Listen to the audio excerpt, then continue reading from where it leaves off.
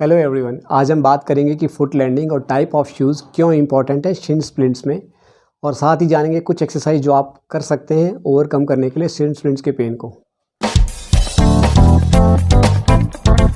तो चलिए शुरू करते हैं, किस तरीके से हम शूज़ को चूज़ करेंगे और कैसे हमारा ग्रेड 2 इम्पॉर्टेंट है हमारी फुट लैंडिंग में शॉक एब्जॉर्बर मैकेनिज्म के लिए।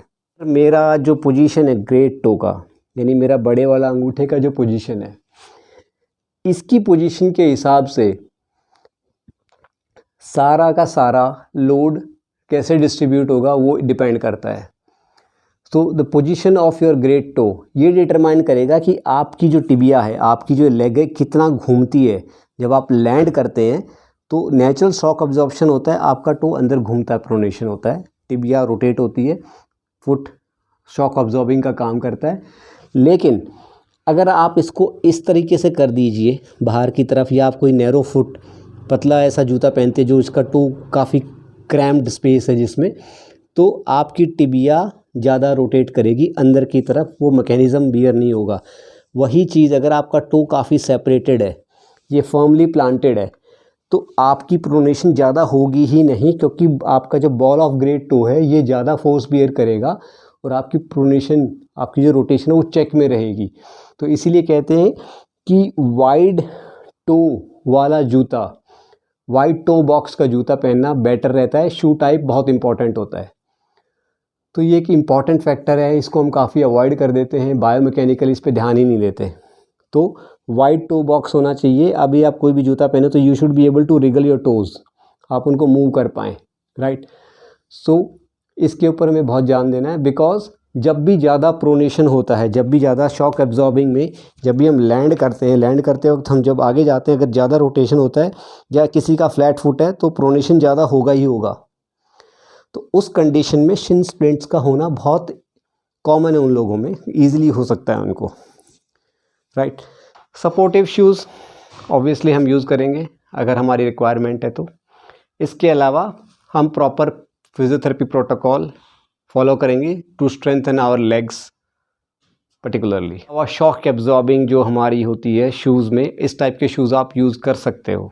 तो इसके लिए कुछ बायोमैकेनिकल तरीके से आप एक्सरसाइज कर सकते हैं। करेंगे हम अपना फुट को प्लांट कर लेंगे ऐसे। तो मेरा जो ये टो है ये वाइड प्लांट होगा काफ़ी बाहर की तरफ, और मैं अपने पूरे टो को स्प्रेड करूँगा बाहर की तरफ। सो सबके लिए शायद पॉसिबल ना हो, बिकॉज सबके पैर ऐसे खुल नहीं पाते। सो पूरा पैर बाहर स्प्रेड करना है, एंड अभी मेरे को ग्राउंड को ग्रिप करना है, इससे इस तरीके से ग्रिप करना है। एंड देन उसके बाद मैं सिंगल फुट पे स्टैंड करने की कोशिश करूँगा and try to grip the ground. तो इसमें अगर मेरा थोड़ा बहुत वॉबलिंग होता है स्टार्टिंग में, नो प्रॉब्लम, बट मेरा ये ग्रिप ये रहेगा कि मैं ग्राउंड को ग्रिप कर रहा हूँ और टो को स्प्रेड रखने की कोशिश कर रहा हूँ। मेरे इंट्रिंसिक फुट मसल्स भी एक्टिवेट होंगे और मेरे फुट की जो स्ट्रेंथ है वो काफ़ी हद तक इम्प्रूव होगी, और मेरी जो शॉक एब्जॉर्बिंग मैकेनिज़्म जो होता है वो एक तरीके से ट्रेन हो रहा है इस एक्सरसाइज में। और इसको हम काफ़ी डायनामिक भी कर सकते हैं। इसको डायनामिक कैसे करेंगे, जैसे कि इसके काफ़ी सारे वेरिएशंस हैं कि मैं इस पे जब खड़ा हो रहा हूँ तो मैं इसके ड्रॉप लैंडिंग की टेक्निक ट्राई करूँगा कि मैं सडनली बाहर की तरफ लैंड कर रहा हूँ, तो I am jumping and landing out. तो इस तरीके से मैं ड्रॉप लैंडिंग कर सकता हूँ। सिंगल लेग स्क्वाट की प्रैक्टिस कर सकता हूँ, जिसमें कि मैं नीचे जाऊँगा और ऊपर आऊँगा, और इस मूवमेंट के दौरान मेरा जो पूरा पैर है, वो पूरा टो है, वो स्प्रेड आउट ही रहेगा। तो ये प्रोग्रेशन टेक्निक है। जब हम प्रॉपर रिहैब की बात करते हैं तो हम कुछ टो रेजेस भी करेंगे और हील रेजेस भी करेंगे। तो आप वॉल के साथ स्लाइड कर सकते हैं इस तरीके से, एंड आप अपने टोज़ को ऊपर खींच सकते हैं। तो ये एक एक्सरसाइज है जो मैं ऑलवेज़ प्रेफर करता हूँ कि आप कर पाएँ। बट आप इसको जब करेंगे, ये सिंपल रेज ऐसे नहीं करना है इसको। आपको क्या करना है, आपको अपनी ये मसल्स को अंदर को स्क्वीज़ करना है एंड देन लिफ्ट करना है।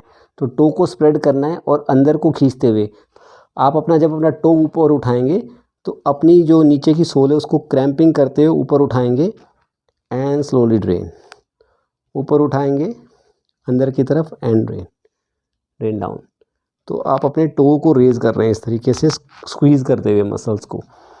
नेक्स्ट, आप जब अपनी हील को रेज़ करेंगे तो इस पोजीशन में आके मैं वॉल सपोर्ट में जाऊंगा, and then I will raise up, down, up, down, up and slowly down, right।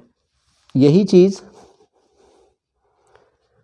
आप यूटिलाइज़ कर सकते हैं। साइड में आप किसी सपोर्ट को ले सकते हैं, वॉल के या किसी पिलर या पोल को सपोर्ट लेके आप थोड़ा नी को बेंड करेंगे।